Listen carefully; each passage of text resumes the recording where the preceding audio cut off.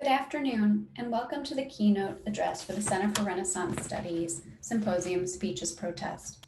I'm Leah Markey, the director of the Center for Renaissance Studies.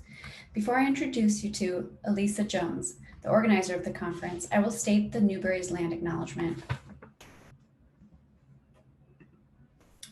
As part of our commitment to addressing the ongoing legacies of dispossession and settler colonialism, as well as our relationships with the city, the land, and the environment, the Newberry Library has written the following land acknowledgement in partnership with the Chicago American Indian Center.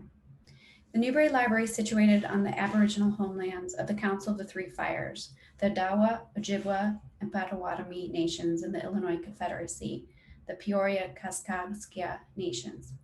Many other nations, including the Maya-Mia, Wea, Ho-Chunk, Menominee, Thakiwaki, Meskwaki, Kickapoo, and Muscotan people also call this region home. Indigenous people continue to live in this area and celebrate their traditional teachings and lifeways. Today, Chicago is home to one of the largest urban Indigenous communities in the United States, and this land remains an important place for Indigenous peoples. As a Chicago institution, it is our responsibility to acknowledge this historical context and build reciprocal relationships with the tribal nations on whose land we are situated. Now it is my honor to introduce you to Elisa Jones. Dr. Jones is a recent PhD in history from the University of Chicago and is currently assistant professor at the College of Charleston. She was a postdoctoral fellow in the Center for Renaissance Studies in 2019-2020, and as part of the fellowship, she was tasked with designing a symposium. We're grateful to Elisa for the incredible insight and care that went into developing this week's series of very timely discussions. Now I will turn it over to her to tell you a bit about the symposium and to introduce you to Ada Palmer. Thank you. Thank you, Leah, and thank you to the Center for Renaissance Studies for making this symposium possible. It is my pleasure to welcome you all to the opening session of our symposium, Speeches Protest, being heard and taking up space in the pre-modern world. The symposium started out as an idea more than a year ago when, as Leah mentioned, I pitched it to her as part of my postdoctoral fellowship in the center. My time in the Newberry's reading room had already yielded wonderful possibilities for rethinking how the boundaries of conscience were drawn in 16th and 17th century France in relation to the permeability of the boundaries between public and private space and the ways that assertions of presence become protest and even resistance. Thinking ahead to the election in the fall of 2020, I thought that exploring ways we as scholars who study pre-modern resistance, protest, accommodation, and censorship could open up conversations about related contemporary conflicts. I am saddened that this topic has become even more urgent in 2020, but also more eager than ever to have these conversations with all of you at this time. Today's keynote will be followed by a series of 3 interdisciplinary thematic roundtable sessions that include geographical and chronological diversity, patterns of censorship, forms of dissent, and representation in time and space.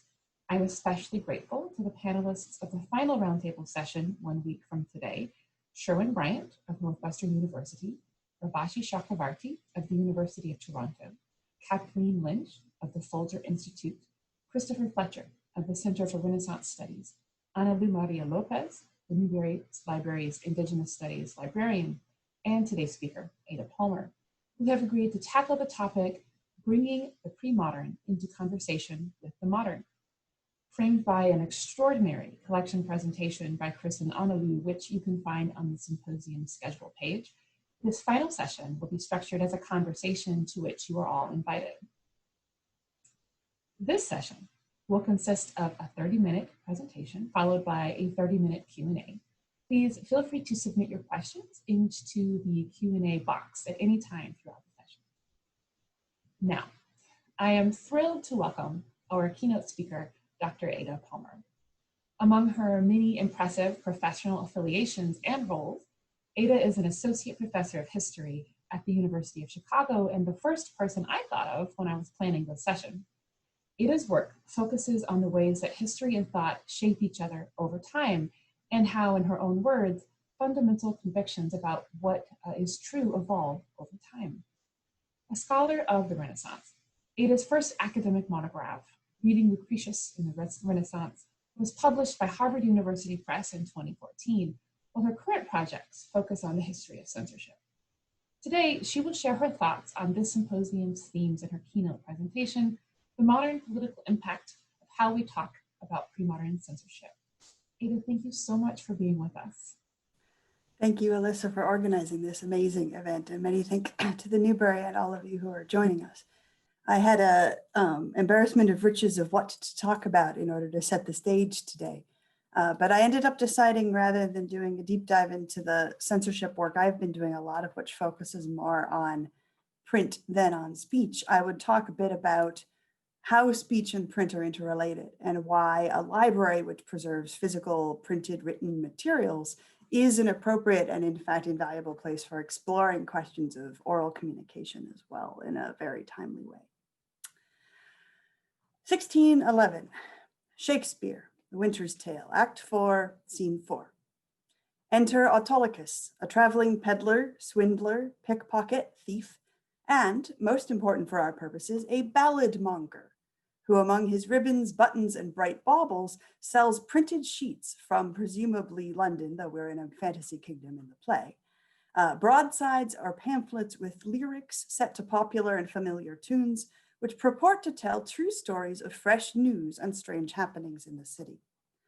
Autolycus's customer victims today are the innocent shepherds who unknowingly shelter the missing princess, and who for the most part cannot read, but crowd around nonetheless, asking the ballad vendor to tell them what the ballads are about, and eventually purchase his entire stock.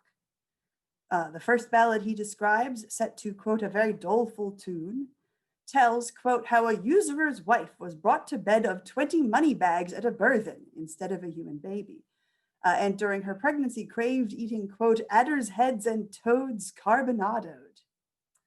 Is it true, think you, asks the credulous shepherdess. Very true, the vendor assures her, and but a month old.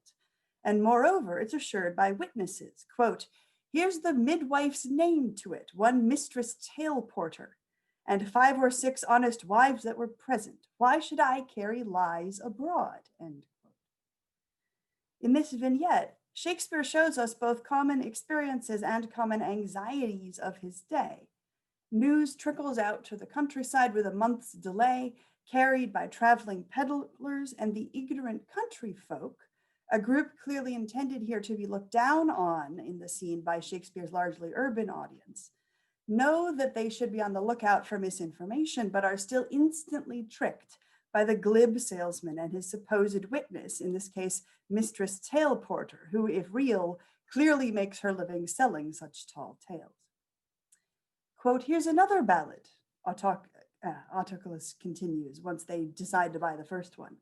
Quote, of a fish that appeared upon the coast on Wednesday, the 80 of April, that is April 80th, the day that does not exist, 40,000 fathoms above the water, that is 45 miles farther than anyone could see or hear, and sung this ballad against the hard hearts of maids. It was thought she, the fish, was a woman and turned into a cold fish, for she would not exchange flesh with one that loved her. The ballad is very pitiful and as true. Again, the shepherdess asks, is it true, think you? And the ballad monger assures her, quote, 5 justices' hands at it. That is, there are 5 signatories from government officers. Quote, and witnesses more than my pack will hold. The scene shows us the vital and often forgotten interdependence of oral communication, printed communication, and illiterate audiences.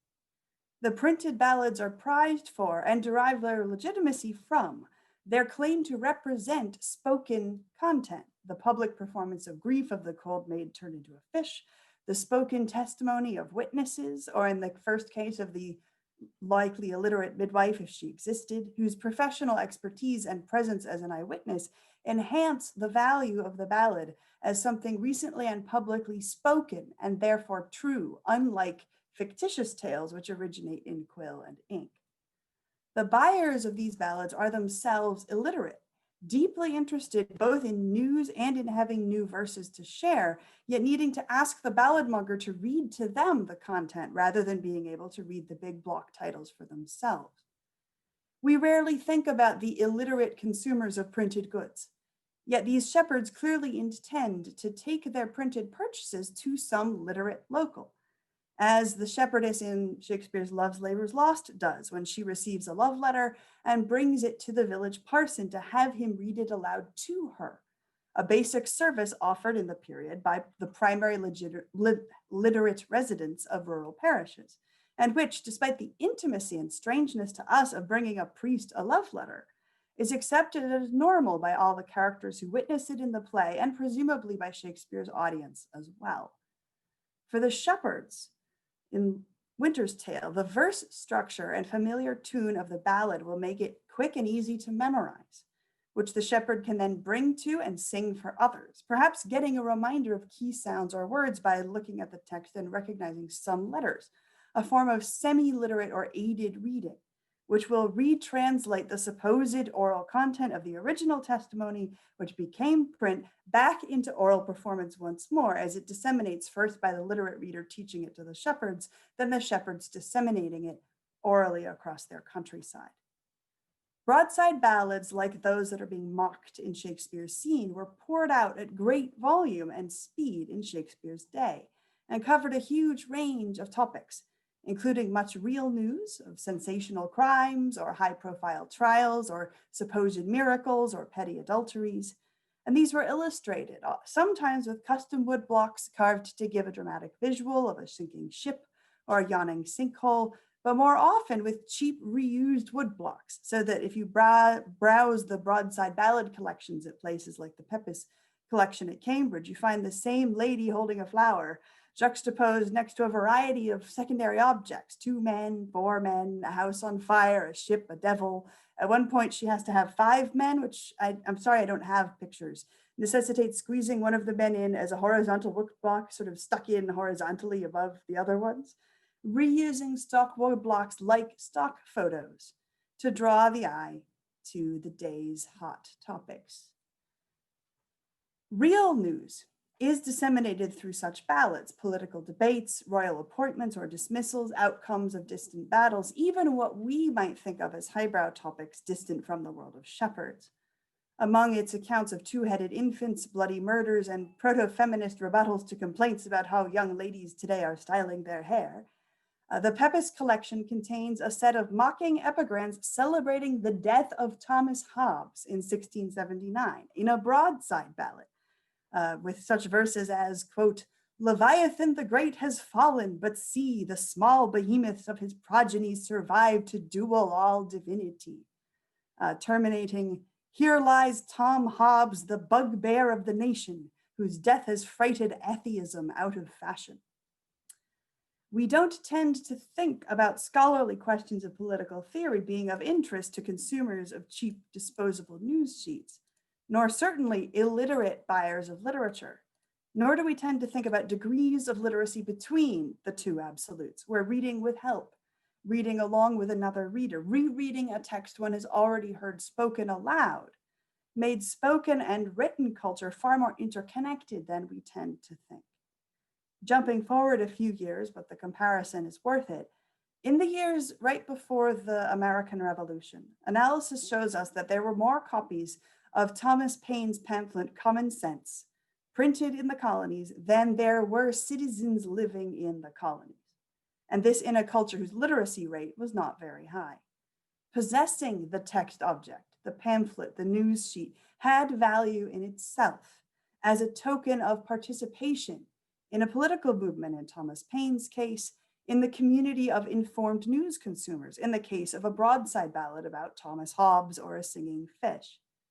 We must remember that printed objects like these were among the first mass-produced commodities to circulate in these cultures. So we might compare owning Common Sense in the lead up to the revolution to having a Biden-Harris 2020 t-shirt or coffee mug, and owning broadsides to receiving the Times or being on the mailing list for the Times and the Tribune, which grants and projects a sense of interconnectedness, diligent news consumption, and savvy, even if we end up archiving most of the articles without reading them. Shakespeare's audience members, laughing at the credulous shepherds, are reinforcing their own sense of savvy, Their memories that they sort through each day's assortment of newly offered broadsides and purchase and believe they think more prudently than the clowns they watch on the stage. We should also think about just how many levels of speech becoming text, becoming speech, becoming text are going on in Shakespeare's scene. Broadsides or pamphlets reproduce speech, or at least purported speech, be it a sermon, the testimony of witnesses of a supposed miracle, the testimony of witnesses at a trial, etc. This is then transformed into music and lyrics, which is written, but the content is then paraphrased aloud, first by the print shop clerk as he's selling the prints to the balladmonger, then by the balladmonger as he stands in the street pitching his wares to prospective buyers. And after purchase, the printed words are then spoken or sung aloud, first by the literate reader, and thereafter as memorized content repeated orally by the illiterate owner of the broadside ballad and associates as the song disseminates further, accelerated by print, but returning to a system of oral transmission. That is, without the additional layers of balladmongers pitching copies to printers in new towns to further replicate texts. So often the print turns into oral, which turns back into more print. And in Shakespeare's version, of course, Shakespeare has then turned it into a written script, which has then been spoken aloud by actors and will then be discussed by audiences as they go home after the show. Many print media from the early modern period, from books of sermons that were originally spoken aloud to the books of ideas intended to become spoken sermons, as we see in the so-called Pauper's Bibles, which were printed as block books even before Gutenberg's movable type press, and were intended to give ideas to preachers to then create sermons, which might then be written down, to printed dialogues between so-called talking statues or the talking crosses we see in the poster image of this symposium, or the Pasquino statue in Rome, which Brendan Small will talk about in his paper, where written satirical criticisms of the Pope have been posted continually since the 16th century, but frequently gathered and printed in collections, which were doubtless then thereafter read aloud. We think of commonplace books, scrapbooks, marginal annotations, compendia or digests as the primary transformations of text in the period, but oral transformations of text, even repeated transformation from voice to print, was a ubiquitous part of this period's print culture and central to the consumption of information, especially news. Much like the transformations we see today, from eyewitness account to news article to spoken newscast to Twitter excerpt to online discussion to at-home discussion of the online discussion to a satirical meme to further transmission. The anxieties we see in Shakespeare's scene, the shepherd's anxieties that news might be false, the vendors and printers' anxieties knowing their work will be doubted, that it necessitates witnesses and evidence, the audience's anxiety that less savvy members of the public will fall for misinformation. These are all anxieties that are extremely familiar to us today, not because these are perennial anxieties, but because they are anxieties characteristic of a very particular situation which Shakespeare was in and which we are in, a revolution in information technology. It's easy to not realize that print was still a revolution in information technology in 1610. The movable type press was 160 years old by that point, and London filled with printing presses. But think here of the ebook and how ebooks technically existed since the first moment someone typed a book on a computer. But ebooks didn't exist as a market, as an industry, or as a term until there was a distribution mechanism, the Kindle and then other e-readers, which turned the existence of the ebook into something that could be sold and distributed and impact life. Similarly, book printing took decades to develop from a technology into an industry with a market and saturate presence in early modern life. Gutenberg himself, as we remember, went bankrupt, as did the apprentices who first tried to copy his invention. Since printing 300 Bibles for the cost of what it would take to produce one manuscript was a great innovation. But once he had sold a dozen Bibles to the dozen or so people in his small landlocked German town who actually could and would read the Latin Bible, then congratulations, Mr. Gutenberg, you have 288 Bibles. What are you going to do next? Printed alphabet sheets with letters and the Lord's Prayer for classroom teaching sold better, but book printing had to wait for first wealthy patrons like the Medici, who would finance all 300 copies of something like Plato if it was dedicated to them and would spread their fame. Then Venetian printers, where the Mediterranean transit hub system let them sell 10 copies of a book to each of 30 ships bound for 30 distant ports, each with a market for 10 copies. And then eventually the rise of the German book fairs, where a printer could bring 500 copies of 3 books and leave with 15 copies of 200 books to go home and sell. This took decades to develop. Pamphlet distribution and news distribution similarly had to develop a process. Couriers and professional news carriers setting up routes and developing client lists as carriers, reproducers, and professional readers of news, from town criers to village parsons to pubs, which drew crowds via having news readers, as modern sports bars drew by showing the game. These had to develop ways to commodify this information, to make a living off of communication. And that process was gradual, taking decades as the printing press and its distribution mechanisms matured. Think of the cell phone. It was first demonstrated in 1979. The first digital cellular networks followed in the 1990s, the first smartphone in 2007, then the Arab Spring, so shaped by cell phones 3 years later in 2010 to 2012. And now the worldwide tumults, revolutions, and authoritarian surges we're experiencing, all connected to the polarization, misinformation, and community formation enabled by social media. This is being felt in 2016 to the present, 25 years after the cell phone began changing the way our world interconnects. Similarly, in 1494 to 1498, when the Proto-Reformation firebrand Savonarola denounced the corruption of the church and called for radical reform, he and his followers in Tuscany printed pamphlets reproducing the sermons that for 4 years turned the city of Florence into a reformed theocracy. But few copies of those pamphlets left Tuscany and fewer left Italy. And that movement was crushed. 20 years later, when Martin Luther made his 95 Theses public, they were in print in London 17 days after he released them.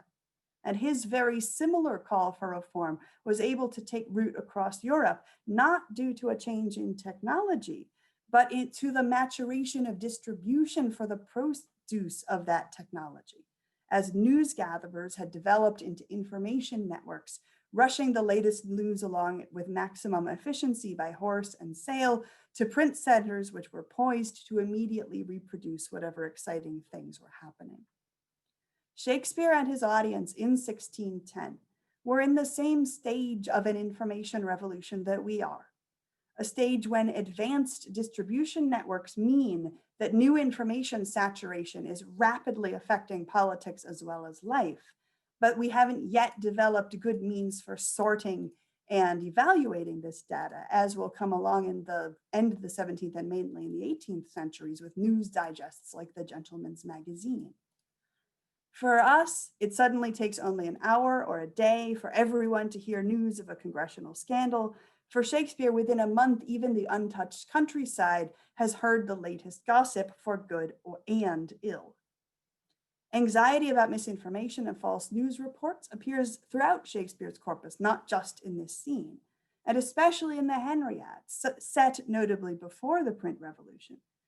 But Henry IV Part 2 begins with rumor personified, giving a long, gloating speech about stuffing the ears of men with false reports, speaking of peace in order to, when war is brewing so that people fail to prepare, or making people foolishly prepare for wars that won't happen and ignore more important issues when the year is pregnant with worse ills.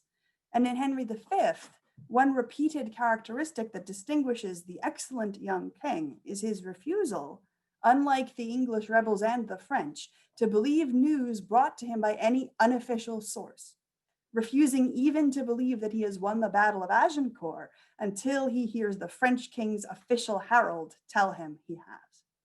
Good leaders, for Shakespeare's audience, are ones who know the importance of listening only to credible sources. All of this is to say that examining early modern communication, spaces, voices, presences, absences, and the interconnections between spoken communication and printed communication, which were always intertwined and yet also always changing, different in Savonarola's day from Luther's, from Shakespeare's, from Hobbes's.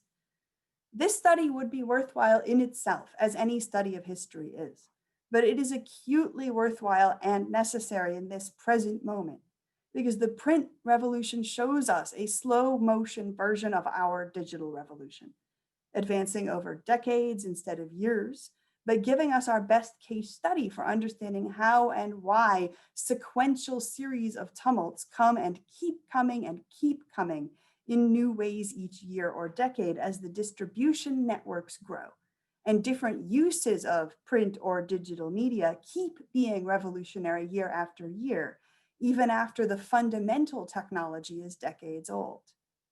Each new stage of entrepreneurial experimentation, of professionalization, of evolving private practice, whether it's the catechism or the tweet storm, and of state intervention and regulation restricting a new medium. Each of these constantly evolving sets of practices changes who is reached by information, how quickly, how privately versus publicly, whether the town crier is doing it or the news sheet, and many other factors which repeatedly transform how rapidly any given truth claim can saturate a region, sway a vote, or muster an army. My own work in this arena has focused on censorship during these information revolutions, which will be the subject of the rest of this talk, although I'm only going to give a light dip, and I'm happy to share links and longer versions with anyone who wants the deep Inquisition study part.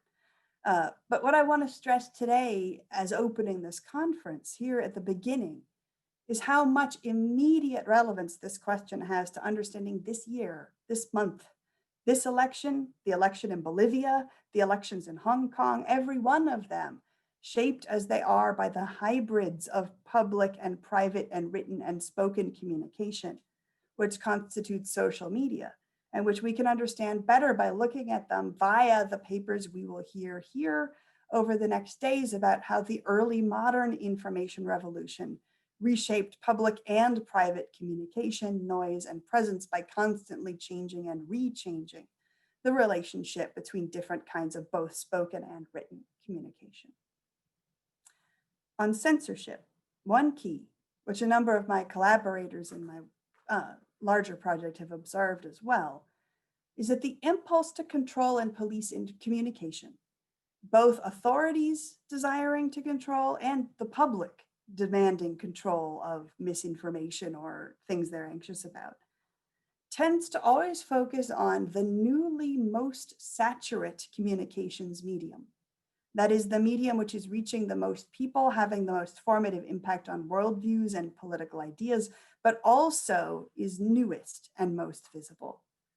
Stephen Richardson, who works on the censorship of London's theatre, mainly in the late 18th through early 20th centuries, observed that as soon as radio came into use, censorship of theatre, which had been extremely strict for many years, immediately dwindled and was soon abandoned entirely by England, while the government focused on regulating radio instead. Similarly, how long has it been since you heard anyone talking about the need to better regulate television, as opposed to regulating social media or search engines or news outlets which are consumed by hybrid ways, streaming and TV? Yet it's still the case that 80% of Americans consume television daily, 57% television news, while only 69% are even on Facebook and 22% on Twitter. And indeed, plenty of people still went to theaters in the days of radio and listen to radio now. Putting pamphlets side by side with tweets, plays, and radios show us why the focus of censorship and of public anxiety shifts to the new medium even before majority consumption shifts, right? Why we're focusing on censoring Twitter even before it's actually consumed by more people than television.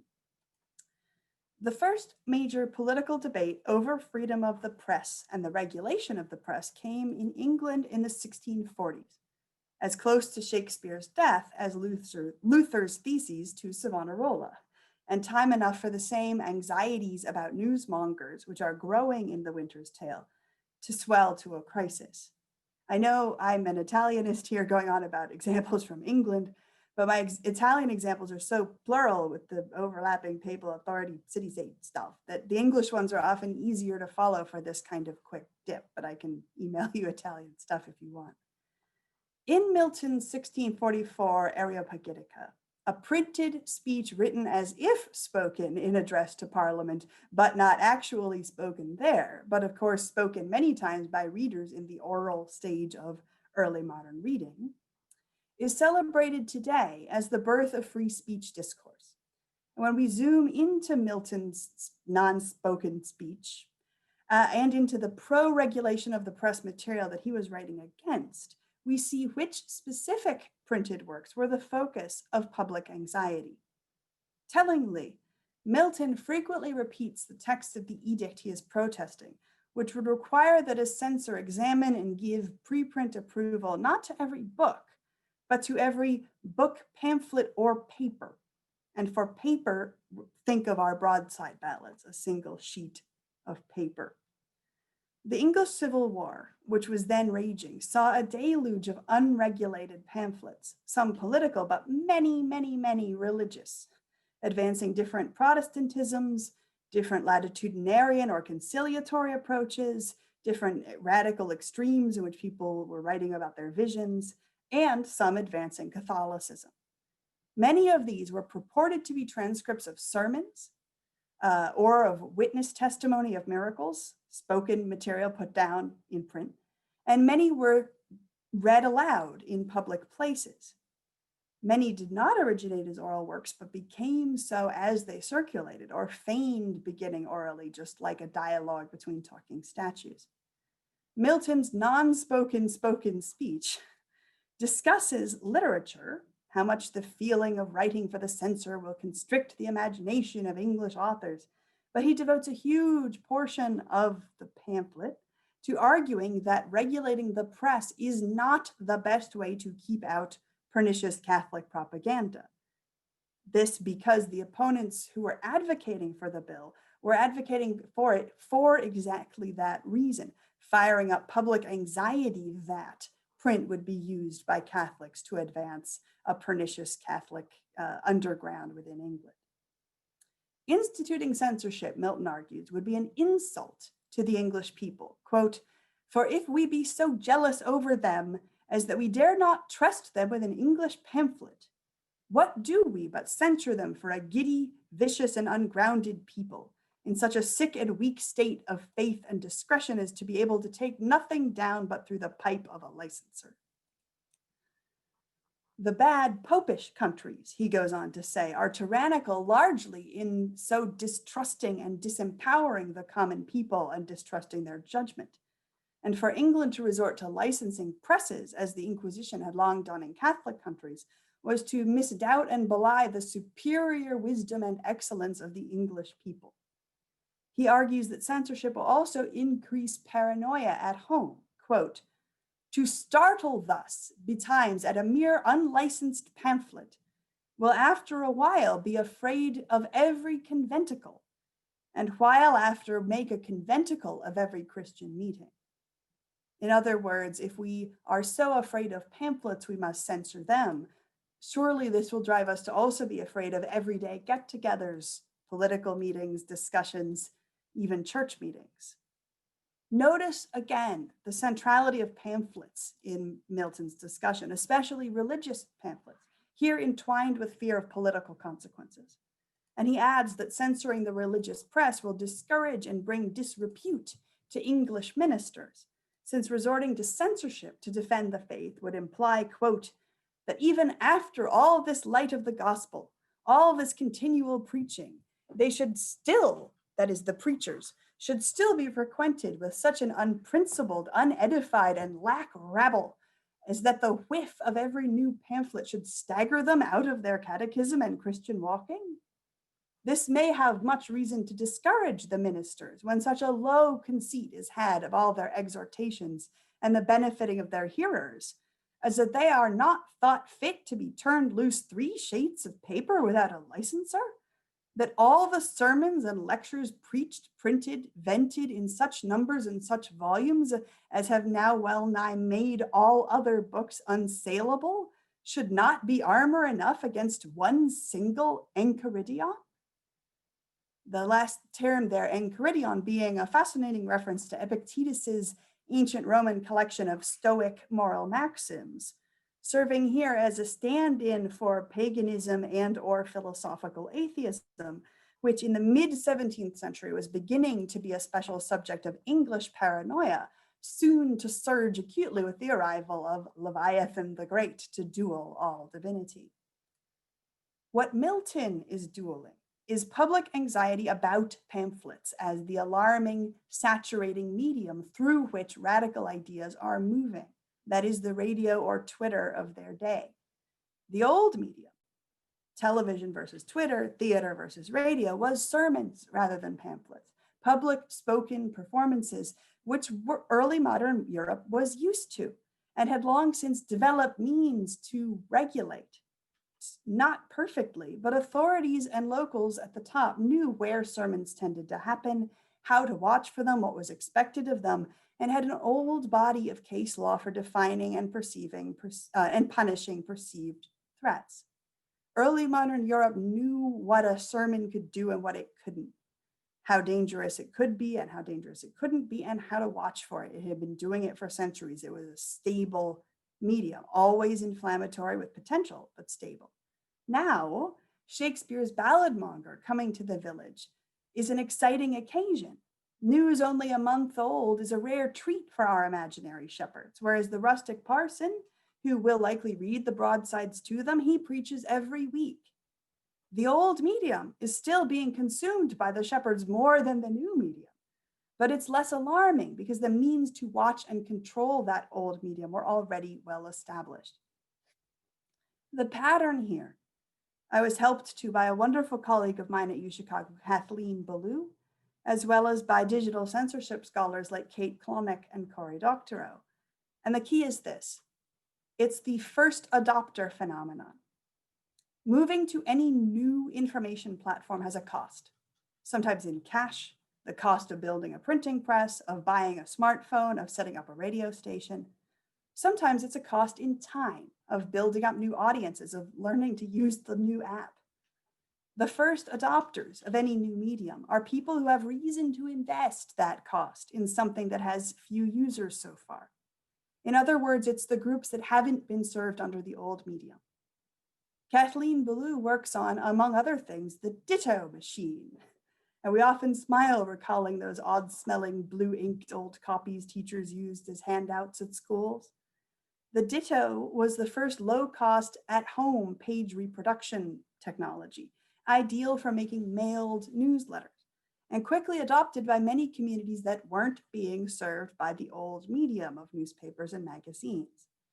It was used by ethnic and racial minorities that were too small or scattered to have their own newspapers, by Star Trek fans and other hobby groups considered too unimportant for newspaper coverage, by civil rights groups to organize and mobilize and share ideas newspapers were not comfortable voicing, by LGBT communities to form and find each other in ways that were normally excluded from major media because major media was very well established to censor that material.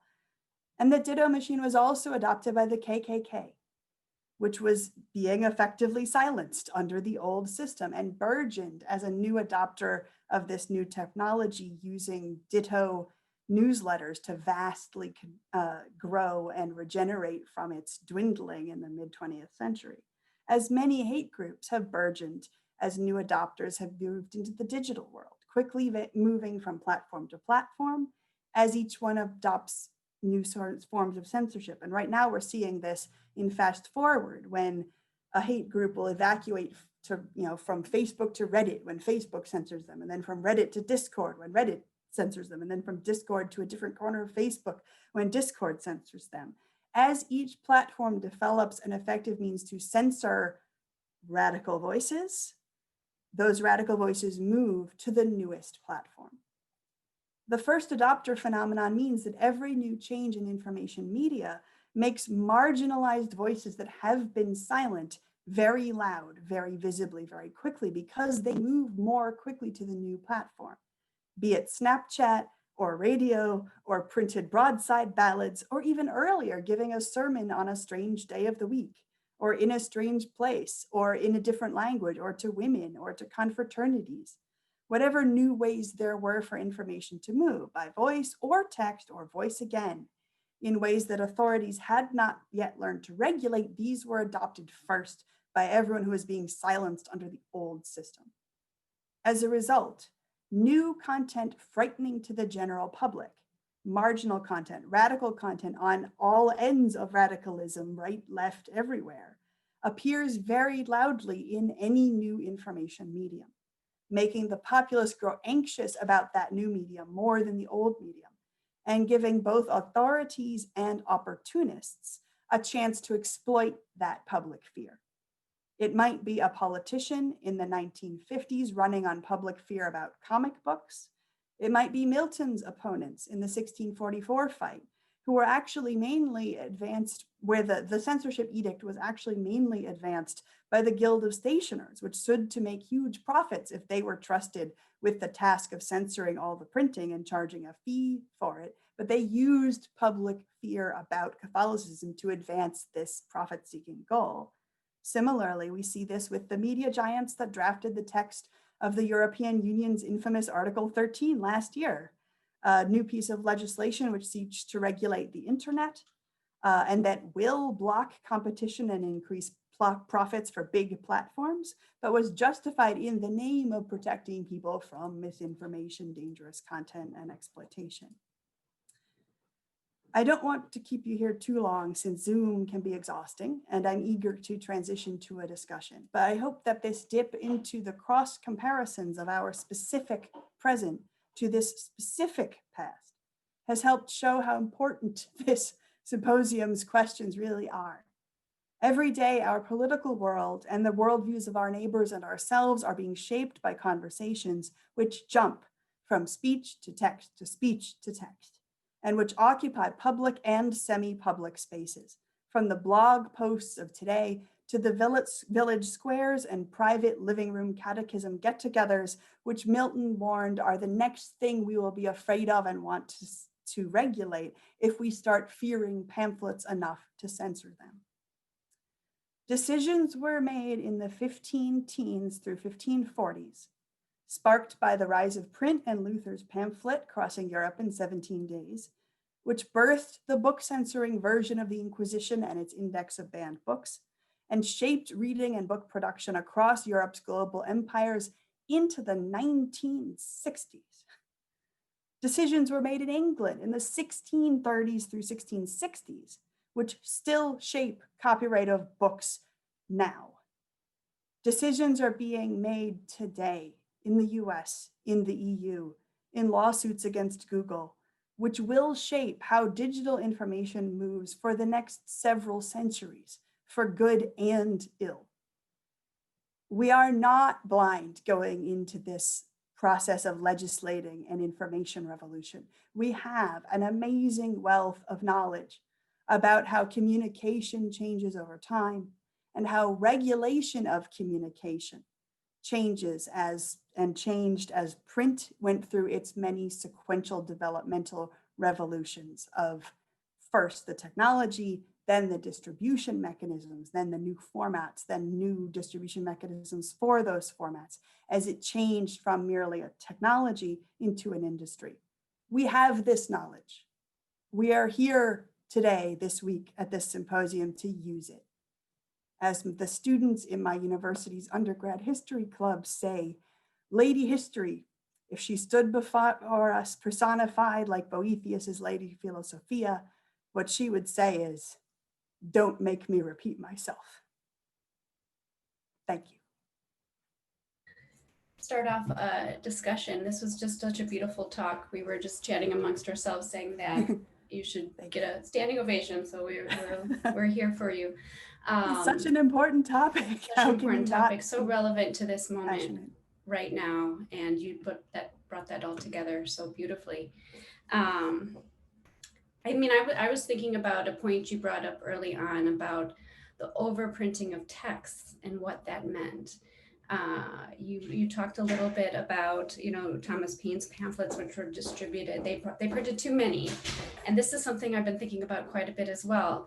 I wonder if you could speak a little bit more about like print runs and their significance at the time, and how we think about that as well. Certainly I can talk about print runs in a couple facets. One, of course, is that it's another of the things that we don't think of as being a subsequent part of the revolution. Right? When we look at the Gutenberg screw press and other incunable print runs, our best estimates are that they often average 300 copies, which is how many times the team can get the press to do its thing in a day, right? That is the max limit on how many copies of a thing you print. When there are small changes in the press, where the typesetting stage and other things are unchanged, but we've switched to a lever press or other stuff, it goes from 300 to 1500 over the course of from 1450 to the 1550s. And that in itself is a significant difference, how big or small a print run can be as a major transition. And I'm reminded of a invisible information revolution that happened in our era. I think it was in the 1980s or 1990s, I forget. There was a small changeover in how modern printing presses run that reduced the cost of producing small print runs. And up through the 1980s, for a book publisher to make a profit, they had to print a minimum of 5,000 copies of a book. But after that transition, they could print only 1,000 copies.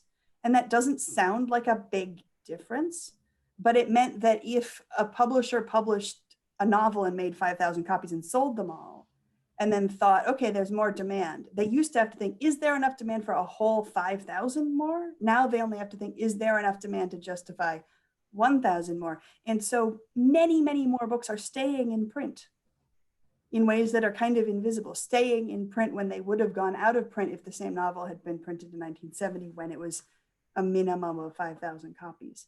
So small changes like that are happening throughout and affecting the sizes of print runs. And we see ranges from moments when the print run clearly sells out quickly to moments like famously Shakespeare's First Folio, where it took, was it 30 years or something like that, for the first run to sell out and us to see a second run. And one of the things that this does to censorship and information control, in fact, is publishers are anxious about selling out their print runs, and they want to have a monopoly on the text they've printed if they're investing in the paper, which is by far the largest cost of producing a run.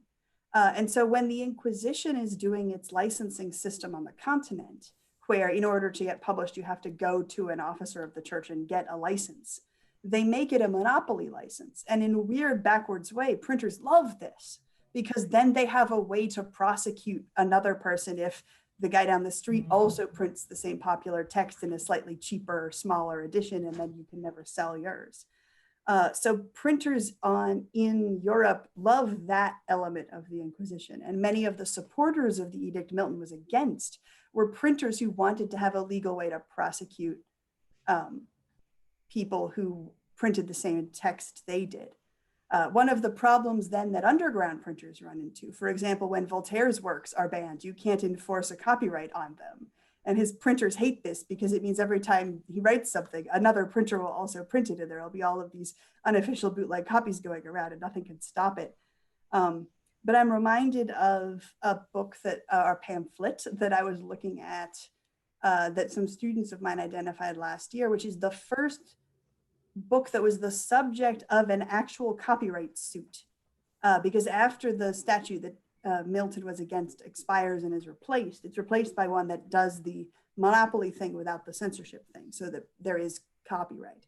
And the very first copyright suit ever brought was for the printing of the transcript of the spoken words of the trial of a man who was a preacher and had been forbidden to print his sermons and did anyway. So once again, the deep entanglement of this is a controversial sermon that was forbidden to be printed, that was printed anyway, that was then the subject of a trial. So we have oral becoming print, becoming oral trial, becoming print again, at the very heart of publishing. I think because most of the early modern material that's still right in print, right, that's still in Penguin Classics is a tome, a book, a very solid thing that was conceived as a written thing, written as a written thing, and consumed as a written thing. We forget how large a majority of early modern printed material was deeply entangled with spoken stuff, even down to the question of the sizes of print runs, and how any printer that's printing a giant tome, Aquinas or Hobbes, has a second press going where they're printing broadsides or pamphlets so they have something to sell every week, so that you don't get the giant tome without the many, many broadsides and pamphlets as the daily bread and butter of the print shop as well. Sorry, that was kind of a rambling answer. No, that was fascinating. And as an art historian, it's wonderful to hear about this, especially because we think about, property and the conception of copyright as maybe somewhat differently, but that's a conversation we could have another time. But I'm just Yes. really happy that Elisa's here. I'm sure she wants to respond. And we have a whole slew of questions coming in. So I'm gonna mute myself and leave it to her and help out a little bit with the Q&A behind the scenes. Thank you so much, Leah. Yes, thinking of technology, my computer had a meltdown and Zoom didn't like me anymore. So thank you so much for this. And thanks, Leah, for such a great question. One of the things that I first thought of when I was listening to this wonderful talk, and I know we've spoken about this briefly before, but I'm wondering if you could elaborate a little bit on this example of our misunderstanding or our misuse of censorship in the Inquisition, and maybe our common misunderstandings or misconceptions of what censorship looks like in the present. There's sort of a misguided understanding of censorship as though Orwell is our example. I think that's a useful I'll happily do that. And that was the if I had 10 more minutes bit that I would I thought it might be that I would do. Orwell's 1984 has been so enormously influential, recognizable by millions more people than have ever read it. Used, terms from it like newspeak, used as a rallying cry for resistance movements all over the globe. It's so influential that it crowds out our assumptions about how censorship works, because Orwell very distinctly portrays a kind of censorship which is centralized, top down, has a very clear long-term plan, and whose goal is the exercise of power. A good way to put it is it's a censor that knows that it's bad, that knows that what it's doing is evil and tyrannical, the iron boot that wants to stomp on a human face forever.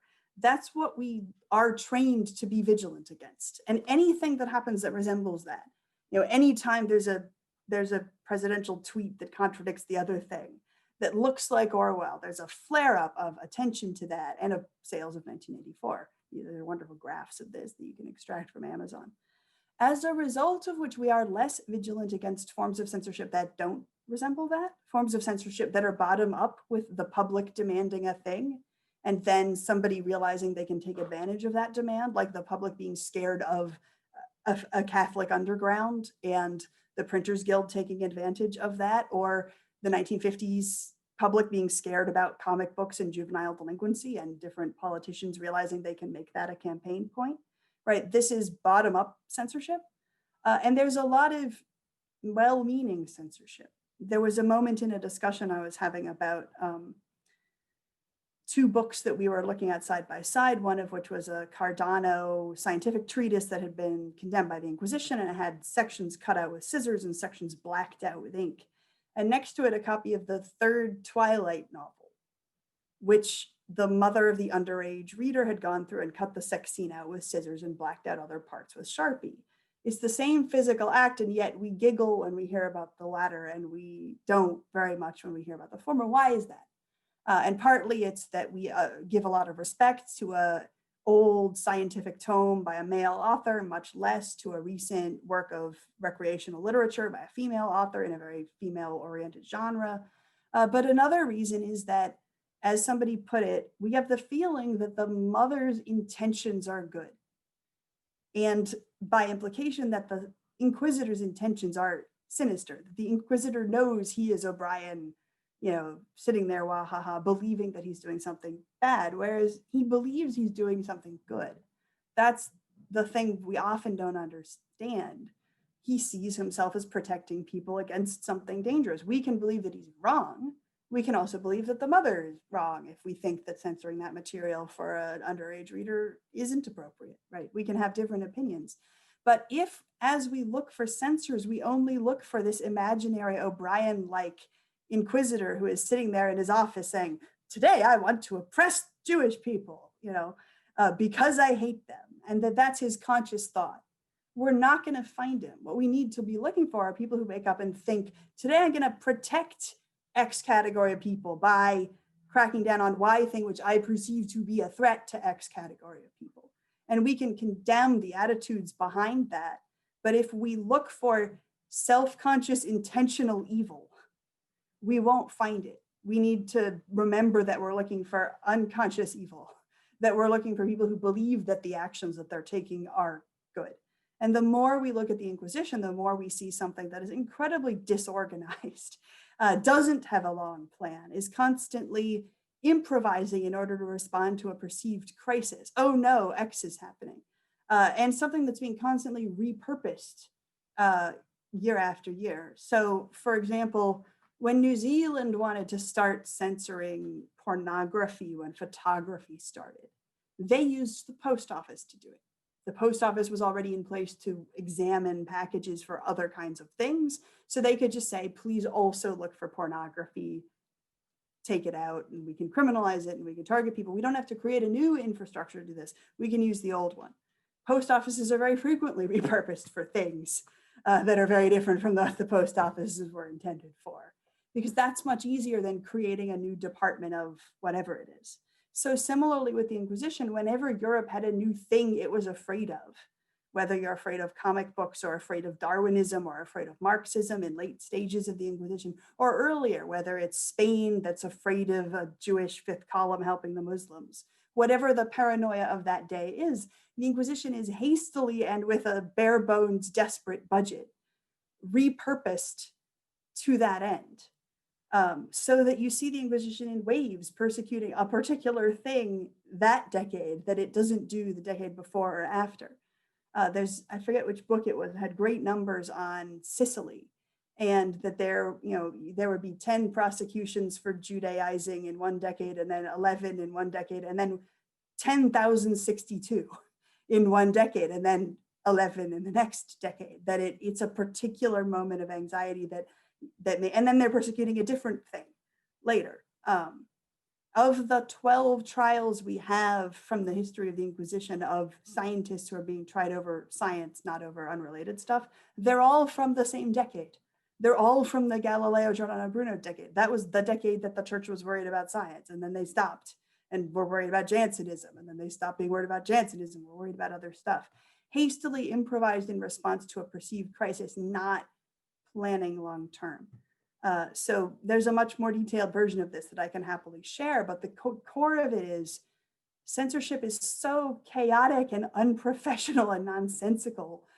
Censorship programs are usually motivated either by somebody realizing they can make a profit, somebody being terrified that there's a current crisis right now, or somebody realizing they can ride a wave of public terror to accomplish something unrelated, like somebody trying to get into political office on the wave of anxiety about comic books, or somebody trying to make their family rich by capitalizing on the wave of anxiety about Jews in early modern Spain.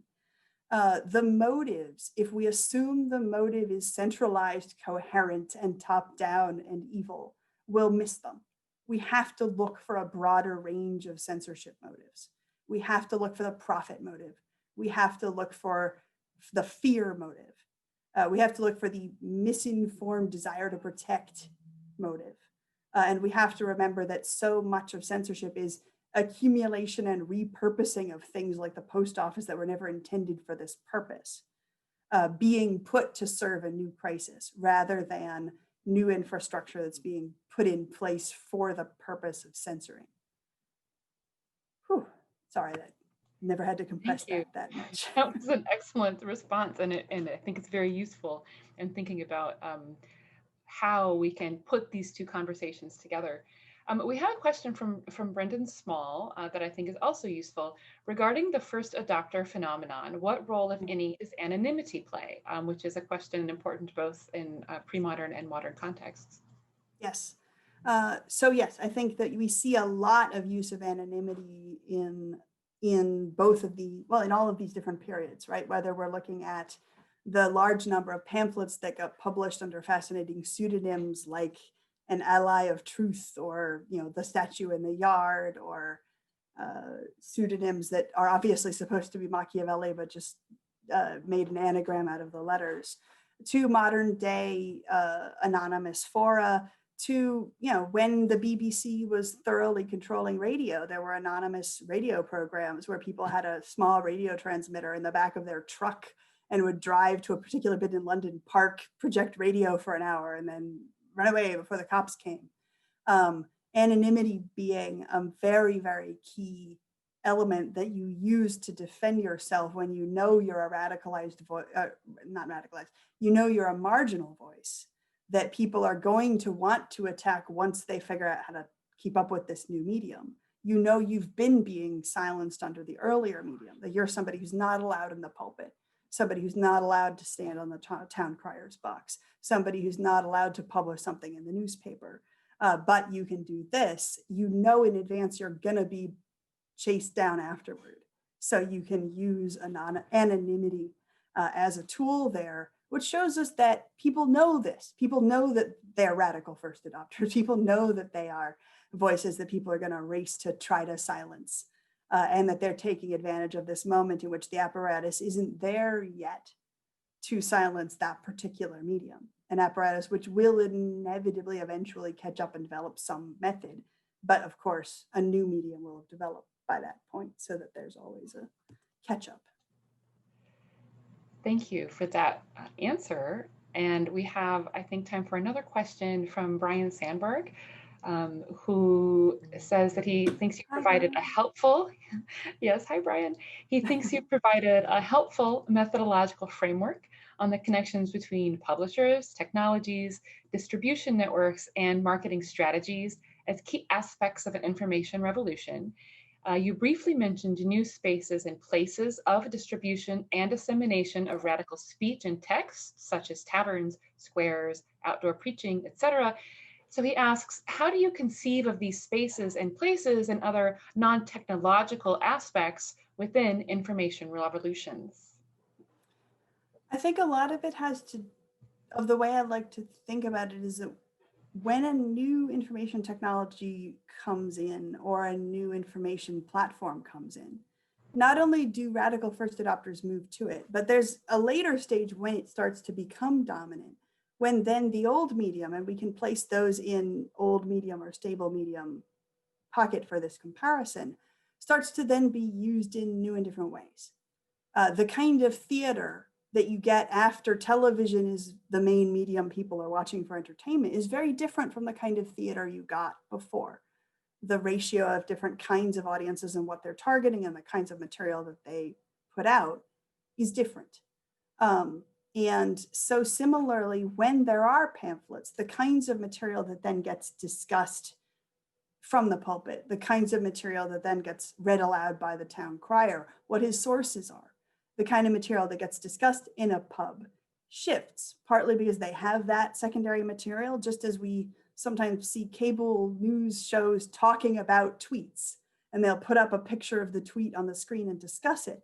So similarly, once there are pamphlets, you have people in sermons responding in the church aloud on a Sunday or a Wednesday to a pamphlet that they know has been going around, quoting it, discussing it obliquely without giving it direct knowledge, so that the conversations that happen in the dominant use spaces themselves are in response to the radical conversations that are going on in the new media. I think that's a very important way to think of it. I also want to encourage the sort of Neil Atkinson approach of remembering to think of non-spoken noise as a key element of this as well. The kinds of information that can be communicated by church bells and by city bells and by the noises of the town watch or trumpets or the rhythms of the day, how shocking it is when one of those rhythms of the day is disrupted, when church bells ring at an unexpected time, can also be major signal moments. And those are easily compared to moments when, you know, a celebrity or a retired political figure who almost never speaks up and says, you know, this is so important that even though I'm Jimmy Carter and I'm retired and I don't say stuff very often, I'm going to say this, which we can compare very directly to the moment when the Dominican monastery rings its bells or the Benedictine monastery rings its bells in support of a protest or a riot, as we know happened in Florence at one very important point when the bell was arrested. The bells had rung in support of a protest and the bell was arrested and taken away. This interconnection of institutional support via noise as a vital thing that's also then interconnected with the speaking platforms like a sermon. That was wonderful and an example that hits very close to my own heart. Sadly, we are out of time. I wish that we could discuss this for much, much longer, but I hope that this has been a useful and instructive way of thinking about framing our conversations for the next week to come. And I want to thank you, Ada, so much for sharing this with us and giving us so much food for thought about this topic. All of you who are with us still, thank you so much for joining us. And don't forget that our first roundtable session is tomorrow at noon. We will be talking about patterns of censorship, and we hope that we will see you all there. Thank you all so much and have a wonderful day. Wonderful. Thank you for having me. I can't wait for the next session.